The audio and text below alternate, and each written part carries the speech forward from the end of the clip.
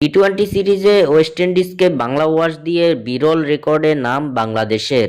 Saint ভিনসেন্টে West ইন্ডিজকে T twenty সিরিজে ৩-০ ব্যবধানে white wash করেছে বাংলাদেশ। টেস্ট ও ওয়ানডে সিরিজে সন্তোষজনক পারফর্ম করতে না পারলেও টি-টোয়েন্টি সিরিজে চমক দেখিয়েছে টাইগাররা।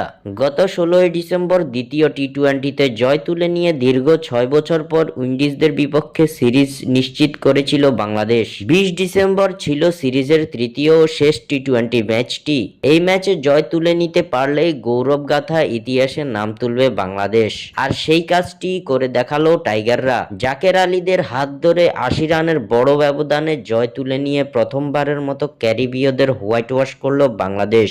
এই ম্যাচে সেন্ট ভিনসেন্টে টসে জিতে আগে ব্যাট করতে নেমে নির্ধারিত ২০ ওভারে ৭ উইকেট হারিয়ে ১৮৯ রান সংগ্রহ করে বাংলাদেশ। দলের হয়ে ৪১ বলে সর্বোচ্চ অপরাজিত ৭২ রান করেন জাকের আলী। জবাবে এই রান তাড়া করতে নেমে ১৬.৪ ওভারে মাত্র ১০৯ রানে অল আউট হয় ওয়েস্ট ইন্ডিজ।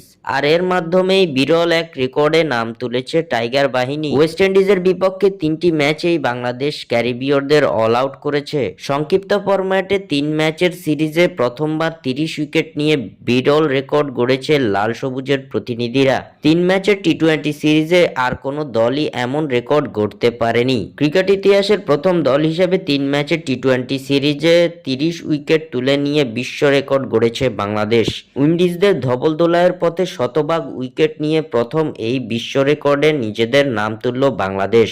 স্বাক্ষর থেকে সাদবিন ইসলাম।